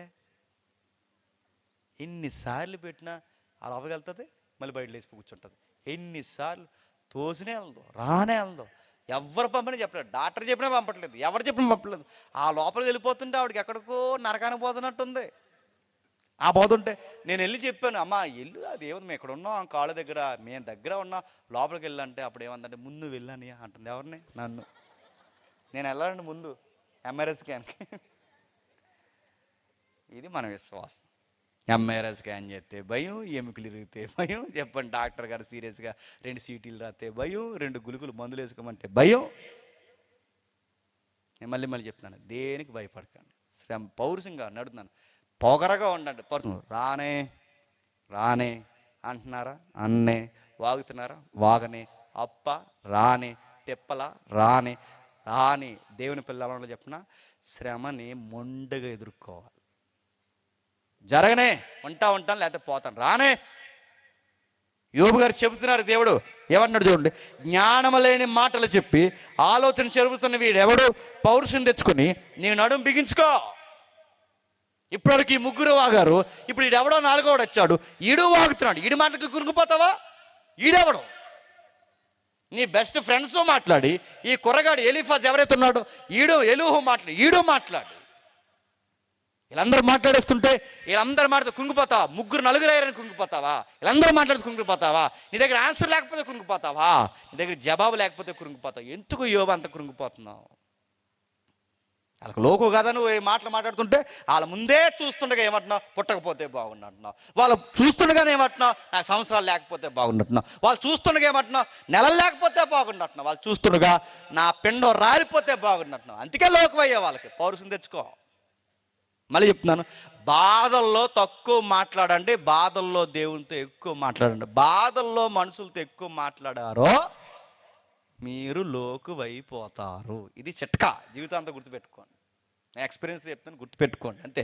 ఎక్కువ పబ్లిక్తో మాట్లాడకండి, బాధల్లో మౌనం ఎక్కువ ఉండాలి. మనం చేసే పని ధైర్యంగా చూపించాలి. మనం ఏం చేస్తాం, దేవుడితో తక్కువ మాట్లాడతాం, ఆ శ్రమను కూర్చి వచ్చిపోయాడు అందరికీ వేస్తాం క్యాసెట్. ఏమని, అలా జరిగిందిరా, ఇలా జరిగిందిరా, అలాగరా ఇలాగరా అనగానే మనం వేసిన మన టెంట్లో కూర్చుని మన సమోసా, మన ఇంట్లో ఎవరో పోతారుగా, మనం వేసిన టెంట్ మన ఇంట్లో కూర్చుని లేదా మన టెంట్ కింద కూర్చుని మన సమోసాలు టీలు తాగేసీడు అక్కడే కూర్చుని ఈ మన ఇంటి చూసి మన లోపల బాధపడి అంటాడు, ఏమీ చేయకండి అని ఇవన్నీ జరిగి ఉంటాయి అంటారు. అంటే వీడు మన టీ తాగేసి మన సమోసా తినేసి వాడికి చెప్పావు, వాడు చెప్తే ఎలాగంటే ఎలా ఎంత జరుగుతుందో చెప్పాడు. మనం ఏదైతే చెప్తుందో దాన్ని రివర్స్ ఆలోచిస్తారు మనుషులు, గుర్తుపెట్టుకోండి. వీళ్ళకి అర్థం చేసుకోవడం చెప్పండి రాదందుకే యోబుతో అంటున్నాడు, పౌరుషం తెచ్చుకొని నీ నడుము బిగించుకొని నేను నీకు ప్రశ్న వేయదును, నీవు దానిని నాకు తెలియచెప్పు. ఏం ప్రశ్న వేస్తున్నాడట? నేను భూమికి పునాది వేసినప్పుడు నీవు ఎక్కడ ఉంటివి? నేను అడుగుతున్నాను. బాధలున్న యోబుని అంటున్నాడట, భూమికి పునాది వేసినప్పుడు ఎక్కడ ఉంటివి? వివేకం ఏమన్నాడు? వివేకం కలిగితే ఆన్సర్ చెప్తావు, వివేకం కలిగిన ఎడల సమాధానం చెప్పు. బాధలున్న యోబుకి భూమి పుట్టి కోసం ఎందుకు కడుతున్నావు తెలుసా? నువ్వు 3వ అధ్యాయంలో ఏమంటున్నావు? యోబు 3వ అధ్యాయం, నేను పుట్టకపోతే బాగుండంటున్నావు. నువ్వు పుట్టాలి అంటే, మీ అమ్మ పుట్టాలంటే, మీ తాత పుట్టాలంటే, మీ ముత్తాత పుట్టాలంటే, మీ అమ్మమ్మ అందరూ పుట్టాలి అంటే, వీళ్ళందరూ పుట్టాలంటే ముందేం పుట్టాలి తెలుసా? భూమి పుట్టాలి. భూమి పుడితేనే మీ అయ్యి పుడతాడు, భూమి పుడితేనే మీ అయ్యి పుడతాడు, భూమి పుడితేనే వీళ్ళందరూ పుడతారు, నువ్వు పుడతావు. నువ్వు పుట్టాలి అంటే ముందు భూమి పుట్టాలి. భూమి ఎప్పుడు పుట్టిందో చెప్పు. చెప్పు. పుట్టుకుని నిందించుకుంటున్నావుగా, భూమి ఎప్పుడు పుట్టిందో చెప్పు. కింద కట్టినాడు ఇంకా, నీకు తెలిసిన ఎడల దానికి పరిమాణము నియమించిన వాడు. నేను దేనికి ఎంత కొలత ఉండాలో నియమించాను. నీ లైఫ్కి కొలతలు, నెలలు, సంవత్సరాలు లెక్కెడుతున్నావుగా, ఆ నెలలో సంవత్సరాల కొలతలేంటో నువ్వు చెప్పాలి అంటే దీనికి భ్రమణం పరిభ్రమణం జరగాలి. నువ్వు చెప్పు. దాని కొనలేంటో చెప్పు, దాని యొక్క పరిమాణం, దాని పరిభ్రమణం ఏంటో చెప్పు, దాని భ్రమణం ఏంటో చెప్పు. చెప్పగలవా? సంవత్సరాలు లెక్కడేస్తున్నావు, వారాలు లెక్కడేస్తున్నావు, నెలలు లెక్కడేస్తున్నావు. ఇదంతా జరిగించి చూస్తున్నవాడు ఒకడు నేనున్నానన్న సంగతి నువ్వు మర్చిపోయావా? ఇంకా కింద కట్టినాడు చూడండి. దాని స్తంభముల పాదులు దేనితో కట్టబడినవో చెప్పుము. ఉదయ నక్షత్రములు ఏకముగా కూడి పాడినప్పుడు దేవదూతలందరూ ఆనందించి జయధ్వనులు చేసినప్పుడు దాని మూలరాతిని వేసిన వాడు ఎవడో చెప్పంటే, నువ్వు పుట్టినప్పుడు పాటలు పాడకూడదన్నావు, నువ్వు పుట్టినప్పుడు సంగీతం ఉండకూడదన్నావు, జయధ్వని ఉండకూడదన్నావు. నువ్వు పుట్టినప్పుడు కాదు, భూమి పుట్టినప్పుడు ఈ ఇలలో ఏది రవ్వంతైనా సృష్టింపబడక మునుపు భూమికి పునాది వేస్తున్నప్పుడు సాంగ్స్ పాడారు దేవదూతలు. నీ పుట్టుక కాదు, భూమే పుడుతున్నప్పుడు నక్షత్రాలు దేవదూతలు పాటలు పాడారు. ఆ పాట ఏంటో నీకు తెలుసా? నేను పుట్టినప్పుడు పాటలు పాడకపోతే బాగున్నట్టున్నావు, నేను పుట్టినప్పుడు రాత్రి లేకపోతే బాగున్నట్టున్నావు, నేను పుట్టినప్పుడు ఇది లేకపోతే బాగున్నా, అది లేకపోతే బాగున్నట్టున్నావు. నేను అడుగుతున్నాను, నీకు తెలుసా? ముగిద్దాం. ఆ కింది వచనాలు మీ ఇంటికి వెళ్ళి చదవండి. నక్షత్రాలు ఎప్పుడు పుట్టాయో చెప్పు, గాఢాంధకారం ఎప్పుడు పుట్టిందో చెప్పు, పగలు ఎప్పుడు పుట్టిందో చెప్పు, రాత్రి ఎప్పుడు పుట్టిందో చెప్పు, అరుణోదయం ఎప్పుడు పుట్టింది చెప్పు, ఉదయం ఎప్పుడు పుట్టింది చెప్పు. ఈ పదాలు, ఉదయం ఎప్పుడు పుట్టింది, రాత్రి ఎప్పుడు పుట్టింది, పగలు ఎప్పుడు పుట్టింది, భూమి ఎప్పుడు పుట్టింది, సముద్రం ఎప్పుడు పుట్టింది, దాని తరంగాలు ఎప్పుడు పుట్టాయి, నక్షత్రాలు ఎప్పుడు పుట్టాయి, ఇవన్నీ దేవుణ్ణి యోబుని దేవుడు అడుగుతున్నాడంటే ఇవన్నీ అడగడానికి కారణం ఏంటి చెప్పండి? ఈ మాటలే 3వ అధ్యాయంలో మాట్లాడాడు. ఆ మాటలు అర్థమవుతుందా? ఇందా మనం చదివేంగా, ఈ మాటలు యోబు 3వ అధ్యాయంలో మాట్లాడాడు కనుకే ఆ మాటలనే దేవుడు తిరిగేసి ఎవరిని అడుగుతున్నాడు చెప్పండి? యోబుని అడుగుతున్నాడు. ఇవి ఎందుకు? గాఢాంధకారం కమ్ముకుంటే బాగుండన్నావే, గాఢాంధకారం ఎప్పుడు పుట్టిందో చెప్పు. భూమి మీద నేను లేకపోతే బాగుండన్నావే, భూమి ఎప్పుడు పుట్టిందో చెప్పు. వెలుగు చూడకపోతే బాగున్నావే, వెలుగు ఎప్పుడు పుట్టిందో చెప్పు. అంధకారం కమ్ముకుంటే బాగున్నావే, అంధకారం ఎప్పుడు పుట్టిందో చెప్పు. నేను పుట్టినప్పుడు పాటలు లేకపోతే బాగున్నావే, భూమి పుట్టినప్పుడు దేవదూతల పాటలు పడే ఆ పాట ఎప్పుడు వచ్చిందో చెప్పు. ఇవన్నీ ఎందుకు అంటున్నాడు చెప్పనా? నువ్వు చెప్పు చెప్పు చెప్పు చెప్పు అంటున్నాడంటే యోబు చెప్పలేడు. యోబు చెప్పలేడు కానీ ఎవరు చెప్తారు చెప్పనా? దేవుడు చెప్తాడు. ఎందుకంటే భూమి పుట్టినప్పుడు నువ్వు లేవు, మీ నాన్న లేడు, మీ తాత లేడు. వెలుగు పుట్టినప్పుడు నువ్వు లేవు, మీ జేజమ్మ లేడు. కానీ ఎవరున్నారు తెలుసా యోబు? నేనున్నాను. గుర్తుపెట్టుకో. భూమి పుట్టినప్పుడు నేనున్నాను. భూమి నిరాకారంగాను శూన్యంగాను ఉన్నప్పుడు, అగాధ జలముల మీద చీకటి కమ్మున్నప్పుడు నేనున్నాను యోబు. నక్షత్రాలు పుట్టినప్పుడు నేనున్నాను, వెలుగు పుట్టినప్పుడు నేనున్నాను. ఎందుకు దేవుడు చెప్తున్నా చెప్పిన? నువ్వు లేవంటే నేనున్నాను, నేనున్నానంటే దాని అర్థం ఏంటి చెప్పిన? ఆ రోజున్నవాడిని నిన్నున్నాను, నిన్నున్నవాడిని నేడున్నాను, నేడున్నవాడిని రేపుంటాను, సదాకాలం నువ్వు నమ్మితే నీతో నేనుంటాను. నీ కొడుకులు లేకపోయినా, నీ కూతురు లేకపోయినా, నీ బాధలున్నా ఏమున్నా, ఏది జరిగినా నీతో నేను ఉంటాను. యోబు గుర్తుపెట్టుకో, భూమి నిరాకారంగాను శూన్యంగా ఉన్నప్పుడు, మరలా అగాధ జలం మీద చీకటి కమ్మున్నప్పుడు దాన్నే నివాసయోగ్యంగా మార్చిన నేను ఇప్పుడు నీ జీవితం నిరాకారంగాను శూన్యంగా మారిపోయింది. మళ్ళీ నువ్వు నమ్మితే నిరాకారమైన భూమికి ఆకారాన్ని ఇచ్చినోడిని నిరాకారం అయిపోయి నీ జీవితానికి చెప్పండి మళ్ళీ ఆకారాన్ని ఇవ్వలేనా? నా వైపు చూడు, లేచి చెప్పండి, పౌరుషం తెచ్చుకొని. నేను ముగిస్తున్నాను. దేవుడు మనకి కార్యాలు చేయాలంటే సూత్రం ఏంటి చెప్పనా? ముందు మనం నిలబడాలి. నువ్వు అలాగే ఎలా ఊగేసావు అనుకో, కార్యం జరగదు. నువ్వు ప్రతి దానికి కృంగావో చేతగానే వద్దావు. దేవుడు నీకు ఏదన్నా చేయాలంటే దాని బలమైన హస్తముల కింద అణిగి బనిగి నిలబడుండు. తగిన సమయం మందు పడగొట్టిన ఆయనే చెప్పండి మళ్ళీ నిలబెడతాడు. ఆయన నిలబెడితే ఇంకెవడో చెప్పండి పడగొట్టలేడు. ఆయన లేవనెత్తుతాడు, కొన్నిసార్లు కొడతాడు, కొన్నిసార్లు మొట్టికాయలేస్తాడు, కొన్నిసార్లు ఇస్తాడు, కొన్నిసార్లు తీసేసుకుంటాడు. ఎందుకు ఇవన్నీ దేవుడు చేస్తాడంటే మన జీవితంలో ఇంకా పరిపూర్ణత చూడాలని దేవుడు చేస్తాడు. ఏమో నీకు అధిక రాబడి ఇవ్వడానికే బహుశా ఈ పంట మీద నీకు నష్టం కలిగించడేమో. ఈ టైంలో నువ్వు ఎలా ఉంటావో దేవుడు చూస్తాడు. నీకు బాధలు ఉన్నప్పుడు ఎలా ప్రార్థన చేస్తావో చూస్తాడు. ఎందుకంటే ఆయనకు అన్నీ తెలుసు. ఉన్నప్పుడు ఎలా ఉన్నామో, లేనప్పుడు ఎలా ఉంటున్నామో అన్నీ చూస్తాడు. యోబులు అప్పటి వరకు బాగానే ఉన్నాడు, అంతా ఒకేసారి ఏకమయ్యేసరికి కొంచెం బాధ కలిగి మాట్లాడాడు. ఆ బాధల్లో దేవుడికి నచ్చనిది గిట్టనది బైబిల్ సారాంశంలో ఒక సారాంశం ఏంటో తెలుసా? నేను మంచోడిని అనుకోవడం కూడా పాపమే. దాన్ని స్వనీతి అంటారు, గుర్తుపెట్టుకోండి. యోబు గారిలో స్వనీతి అనే పదం కన్నా దేవుడికి నచ్చని ఈ కోణం ఒకటి ఉంది. అది సరి చేయాలనుకున్నాడు. ఎవరిలో చెప్పండి? దేవుడు యోబులో సరి చేశాడు. సరి చేశాక యోబు గారు ఏమంటారు చూడండి, 42వ అధ్యాయం ముగించేద్దాం. 42వ అధ్యాయం మొదటి వచనం.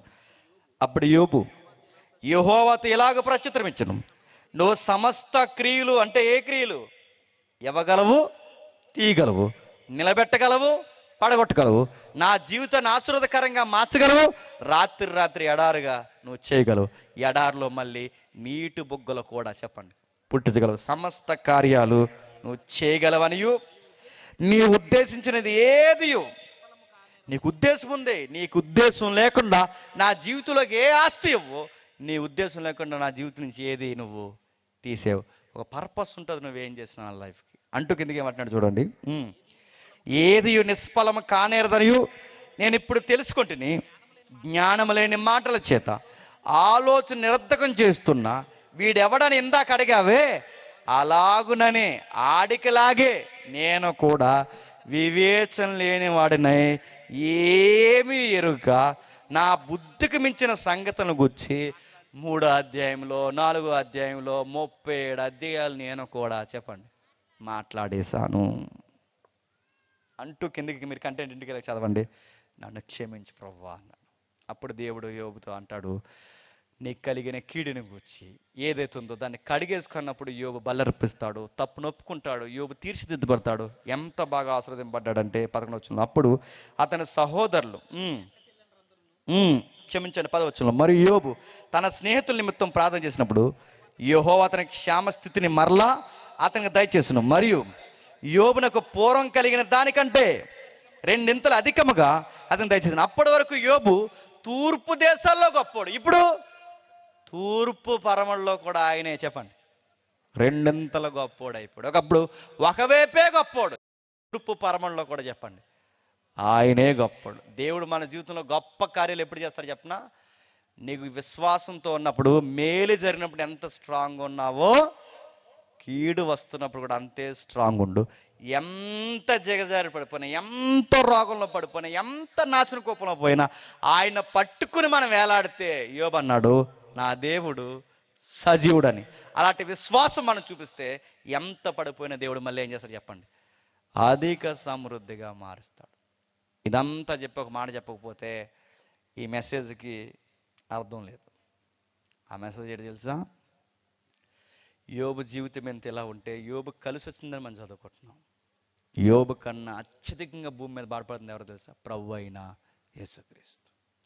యోబు జీవితంలో కొన్ని సంవత్సరాలే బాధపడడం, కానీ ప్రభు అయిన యేసుక్రీస్తు శరీరధారి అయిన దినముల్లో మహారోదనతోను కన్నీళ్లతోనూ ఈ భూమి మీద దుఃఖాన్ని సలిపేమన్నాడు తెలుసా? మరణములో తండ్రికి తనను తాను అప్పగించుకున్నాడు కనుక మరణించిన ఆయన జీవితాన్ని మూడో దినాన్ని తిరిగి చెప్పండి లేపేశాడు. అంటే యోబుని బాధల్లో నుంచి లేపాడు, యోబుని రోగంలోంచి లేపాడు. కానీ కొత్త నిబంధన ఏం సెలవిస్తుంది చెప్పిన? ఆస్తుల నుంచి, బాధల నుంచి, రోగాల నుంచి కాదు, అధికమైన సమృద్ధి దీవెన ఏంటంటే మనం మరణించినను క్రీస్తునందు మరలా తిరిగి లేస్తాం. ఇది మన ఫెయిత్. మాకు డబ్బులు ఉన్నా లేకపోయినా పర్వాలేదు, మాకు రోగం ఉన్నా లేకపోయినా పర్వాలేదు, మాకు ఆరోగ్యం ఉన్నా లేకపోయినా పర్లేదు, మాకు ఏమున్నా లేకపోయినా, ఎందుకంటే ఏమున్నా ఈ భూమి మీద ఉండిపోతాయి. కానీ ఒకరోజు ఉంది, అక్కడ వాడబారని జీవితం ఉంది. అక్కడికి మేము వెళ్ళాలి అంటే మరణం అనే కోపంలో మేము పడిపోయినా యోబుని సాదృశ్యంగా గతంలో ఎలాగైతే లేపాడో మరలా ఇక్కడ ఈ జీవితంలో మరణంలో ఏదో ఒక రోజు పడతాం. ఆ మరణం నుండి తిరిగి లేపి మనల్ని ఎక్కడ పోతాడు చెప్పినా? ఎప్పటికీ వాడబారని నిత్య నివాసంలోనికి మనల్ని తీసుకెళ్తాడు. యోబుకి ఈ భూమి మీదే ఇచ్చాడు, మనకే నిత్యత్వంలో నివాస స్థలాలు మన కొరకు చెప్పండి సిద్ధపడుతుంది. అందుకే దాని కొరకు మనం ఎదురు చూస్తున్నప్పుడు ఇక్కడ ఏం జరిగినా మనం ఏమో అని చెప్పినా టెన్షన్ అవ్వం. మనం ఎప్పటికైనా మరణించవలసింది. ఎందుకంటే ప్రభు పడిన బాధల ముందు మన బాధలే కాదు, యోబు పడిన బాధలు ప్రభు ముందు బాధలే కాదు, అసలు ప్రభు పడిన బాధల ముందు అసలు మన బాధలే కాదు. అందుకే అపోస్తులు ఇల్లు లేకపోయినా ఆడలేదు, వాకిలు లేకపోయినా ఆడలేదు, వాళ్ళకి డబ్బులు లేకపోయినా ఆడలేదు. ఎందుకంటే మాకు ఇక్కడొద్దు, ఎక్కడ కావాలన్నారు చెప్పండి? మాకు ఆ నిత్యత్వంలో కావాలి, అక్కడ మాకు కావాలి ప్రభువా. దీన్ని కలపబోయే ఒక రోజు ఉంది, ఆ నిత్య నివాసంలో మమ్మల్ని జ్ఞాపకం చేసుకో. అక్కడ ఏముండదంటే కన్నీళ్ళుండవు, బాధలుండవు, రోగం ఉండదు, ఎండ ఉండదు, వాన ఉండదు, ఏ వడగాలు ఉండదు, ఏ కష్టం ఉండదు. ఆ జీవితం మాకు ఉంటుంది. అనడానికి గ్యారంటీ ఏంటంటే యోబు కన్నా అధిక బాధ అనుభవించింది ఈ భూమి మీద నజరేయుడైన యేసుడు. ఆయన బాధ పడ్డాడు, మరణంలోకి వెళ్ళాడు, తిరిగి లేచాడు. ఆయన యందు నిద్రించిన వారిని కూడా సేమ్ చెప్పండి అలాగే లేస్తారు. ఈ భూమి మీద ఉన్నప్పుడు మీరు యోబులకి ఎక్స్పెక్ట్ చేయకండి, పోనీ ఈ సంవత్సరం పోతే నెక్స్ట్ సంవత్సరం బాగుపడతామని. అలా కాదు. ఒకవేళ ఇక్కడ ఏమీ కలిసి రాకుండా అలాగే పేదరికంలో చనిపోయినా ఏం బెంగెట్టుకోకు, ఒకరోజు వస్తుంది, తిరిగి లేపుతాడు. అత్యధికమైన ఆనందం కల జీవితంలోకి మనల్ని తీసుకుని వెళతాడు. ఇది మన క్రీస్తునందు నిరీక్షణ కలిగి జీవించాలి. ఈ లెసన్ విన్న తర్వాత యోబుకి ఏదో రోజు ఇచ్చిన మాకు ఏమి ఇవ్వట్లేదని అడగకండి. ఇచ్చినా ఇవ్వకపోయినా ఒకరోజు ఇచ్చేవాడు మేఘాల మీద చెప్పండి వస్తాడు. ఆ వచ్చిన వాడు తీసుకుని వెళ్తాడు. ఆయనుండి నివాస స్థలంలో మనల్ని కూడా చెప్పండి నివాసయోగ్యమైన మనుషులుగా మార్చేస్తాడు. దేవుడు మిమ్మల్ని దీవించునుగాక. Amen, amen, amen, amen. ప్రార్థన చేద్దాం. ప్రేమగల తండ్రి, కృపగల దేవా, ఎవరికి ఈ సంగతులు అర్థమయ్యే నాకు తెలియదు తండ్రి. శ్రమలు, బాధలు పేదరిక జీవితంలో వస్తాయి పోతాయి తండ్రి. కానీ విశ్వాసంలో ఎంత అలజడి గురైనా తండ్రి నిలబడవలసిన బాధ్యత మాది. మేము నిలబడితే ఈ భూమి మీద మాకు తగిన సమాధానం ఇచ్చినా ఇవ్వకపోయినా ఖచ్చితంగా ఒకరోజు అంచె దినంలో తండ్రి మీ కుమారుని ద్వారా మాకు సమాధానం కలగజేస్తారు. ఈ నిరీక్షణతో క్రొత్త నిబంధన మార్గంలో నడిపించండి. యోబు గారి జీవితంలో చిన్న మరకను మీరు సరిచేయడానికి అంత బాధలోకి నడిపిస్తే మా జీవితంలో ఎన్నో లోపాలు ఉన్నాయి తండ్రి. అంత శ్రమ మా మీద పెడితే మేము తట్టుకోలేమని తండ్రి, మోయగలిగిన శ్రమలే మాకు అనుమతిస్తున్నారని గొప్ప నేత్రాలతో చూడగలిగే జ్ఞానం ఇవ్వండి. మాకు ఏ బాధ ఉన్నా ప్రభు వైపు చూసే విశ్వాసం మాకు దయచేయండి. తట్టుకునే జ్ఞానం ఇవ్వండి. ఎన్ని ఉన్నా ఏమి లేకపోయినా పైనున్న వాటిని ఎదుగుతున్న మనసును మాకు అనుగ్రహిస్తారని కోరుతూ మమ్ములను, మీ బిడలను, నా జత పని వారిని, నా శత్రువుల్ని, మిత్రుల్ని అందరినీ మీ చేతులకు అప్పగిస్తూ మొదటి దినాన్న తండ్రి ఇంత ఉన్నతమైన మాటలు 2 వర్తమానాలు అందించినందుకు మీకు స్తుతులు ఆరోపిస్తూ రేపటి దినాన్న జరగబోతున్న మీటింగ్లో కూడా తోడుంటారని కోరుతూ ఇంకా రావాల్సిన వారిని అందరినీ తోడుకొని రండి. అందరితో మాట్లాడండి, దీవించండి. నూతన ఆత్మలో మీ రాజ్యంలో సంఘంలోకి చేర్చండి. క్రీస్తు నామమున ప్రార్థన సమర్పిస్తున్నాం తండ్రి. Amen, amen, amen.